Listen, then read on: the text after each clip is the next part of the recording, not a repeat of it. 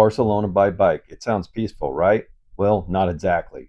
We started off in a quiet residential pocket just 6 blocks away from the chaos, and then, boom, we hit the heart of the city, dodging taxis, weaving through crowds, watching people sprint through red lights like it's a sport. One biker even brushed up against a car. Welcome to the urban city and cycling. Throughout the day, we get to see some of the most historical sites by bike. What a great view that Barcelona had to offer on this beautiful day. Thanks for joining us on our Barcelona adventure. Hi, welcome to Harbor to Happy Hour. Cami and I travel the world getting off at cruise ports to see and have some of the most wonderful adventures. We look forward to you joining us as we cruise the world. Please subscribe and like. Turn on the notification bell. Let's get started with our next great adventure. On our first stop was the Plaça de Gracia, one of Barcelona's most famous boulevards. On the left is Casa Batlló, one of Gaudi's masterpieces. On the right is Casa Batlló. These two buildings are part of the famous Block of Discord. Gaudi has the curved, colorful, and surreal Casa Batlló, and on the right is Casa Batlló, and it stands in sharp contrast with its Gothic symmetry, Flemish rooftop. This is where modernism architects battled for beauty and boldness. Originally known as the Plaza de Toros Monumental de Barcelona, this was the last bull ring in Catalonia to host bullfights before the practice was outlawed in 2012. On our next stop in the beautiful city of Barcelona is the Basilica de la Sagrada Família, one of the most iconic and architecturally complex buildings in the world. Designed by Antoni Gaudi, it is a masterpiece of Gothic and Art Nouveau styles, still under construction after more than 140 years. Here is Cece, our tour guide, giving us all the information on the Basilica. She gave us so much information, and it just proves the Basilica is the heart and soul of Barcelona. She was great. There is a lot of people on the other side, but that is not the main entrance in Gaudi's mind. It is the only facade that Gaudi managed to finish when he was alive. Imagine that he died in 1926. So obviously he worked 40 years on the Sagrada Família, with the construction that started in 1883. Okay, so it was imagine that this guy was a young student when he started to design the Sagrada Família, because one of his masters said his name to the Archbishop of Barcelona, and the Archbishop gave the plan to Gaudi. It was his dream doing a basilica. As I told you, he was a really devoted man, so it was the plan of his life. And as I told you, this one is the only facade that he has managed to finish. You will see that also the colors are very different from the Nativity side, that is the only side that Gaudi managed to finish, and the Passion side, that is this side that we are watching right now. The other side, also you have to mention that it has been building in almost 150 years. So at some point, the availability of the material stopped. So they had to change it. And that's the reason why we have different colors also in the Sagrada Família. Now, when is going to be finished? They want it to be finished in 2026, because it would have been 100 years anniversary from the death of Gaudi. But it's not going to be possible, and I will explain you why. So imagine that in 1915 there was nothing around. Literally was an empty field, because I told you the Champla, the expansion of Barcelona, started to be built in the 20th century, end of the 19th century, beginning of the 20th century, and all along the 20th century they were building it. So what did they do? They made a little bit of a miscalculation, and they built an entire block right in front of what is going to be the main entrance of the Sagrada Família. So now they had to postpone again the date, and now they are saying 2030. So they found an agreement with the people that owns the flat that are right in front of the main entrance of the Sagrada Família, and In the next few years, they're going to demolish the entire block, finish the main entrance, and build.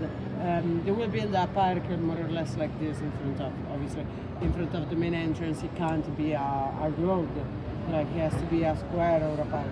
Okay. So yeah, 2030.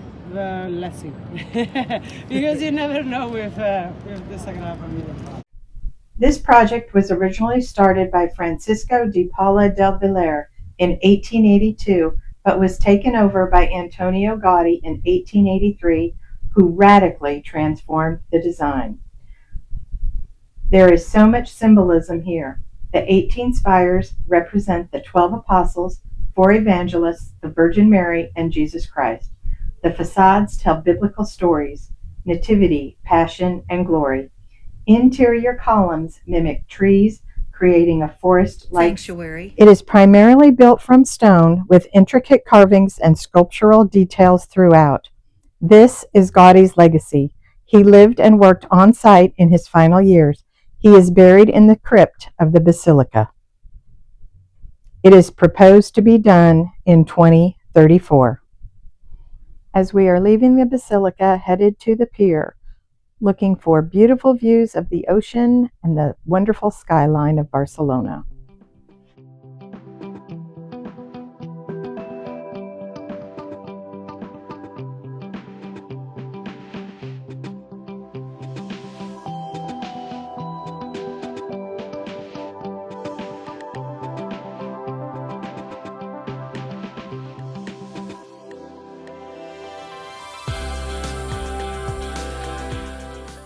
As we leave the pier and its beautiful views, we go to the Parc de la Citadella, Barcelona's oldest and most central park. It's 77 acres, but it's packed with history, beauty, and energy. From the Golden Chariot atop the Cascada Monumental to the Parliament Building, the zoo, this park is where locals come to breathe, relax, and connect with the city's soul. The Cascada Monumental was built for the 1888 Universal Exposition. It was designed by Josep Fonseri with a young Antoni Gaudi contributing to the hydraulic system and some decorative elements. The classical architecture features frame the fountain, giving it a temple-like presence. The fountain celebrates nature, mythology, and artistic expression. This favorite spot for locals and tourists alike is used as a backdrop for photos, performances, and relaxing afternoons in the park. Even though it was being refurbished while we visited, you could tell it was magnificent. This cathedral is Barcelona Cathedral, officially known as the Cathedral of the Holy Cross and Saint Eulula. It is a masterpiece of Catalan Gothic architecture with over 700 years of history, blending medieval roots with 19th century enhancements.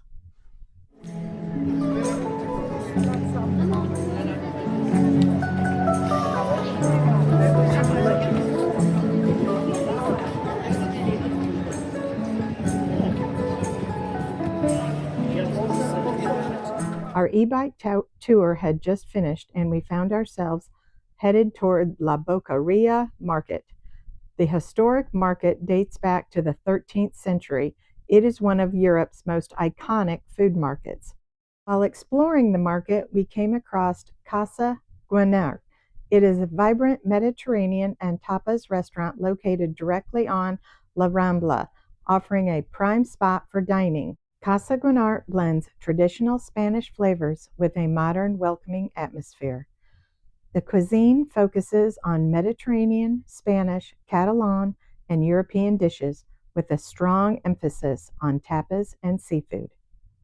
Here we are enjoying a beer and having some tapas, enjoying the atmosphere of being part of the open market and just enjoying the day.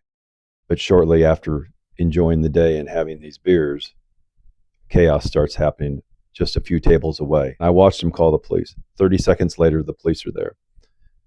The owner of the restaurant explains to us that there's cameras everywhere and police everywhere. They're going to make sure that tourists that are in this area are safe and secure. After all the excitement, we just sit there and enjoy the afternoon watching the market and enjoying our tapas and our beer before we head out to another location, part of the city in Barcelona.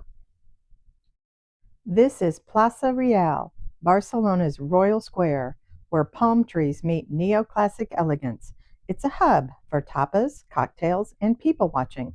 From Gaudi designed lampposts to live music at Rossini, this plaza is where the city's energy comes alive. This is Ocana, one of the most eclectic spots in Plaça Reial. It's not just a restaurant, it's a cafe, a cocktail lab, and a club rolled into one. Named after rebellious artists, it serves up bold flavors, wild drinks, and live music under velvet chandeliers and Moorish arches. Here we are enjoying a beer overlooking the plaza, talking about the day we just had, from riding bikes in the chaos of the city to seeing the spectacular views, to just enjoying a couple beers at the open market, then sitting here at the plaza. Just look and watch the sounds and the sights that we saw that day. It was a peaceful moment to recapture what we just experienced.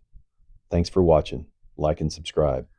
Last but not least, thank you to CC and Barcelona e-bike tours for the great day of touring Barcelona. Please like and subscribe. Give us comments on what you think about our day in Barcelona.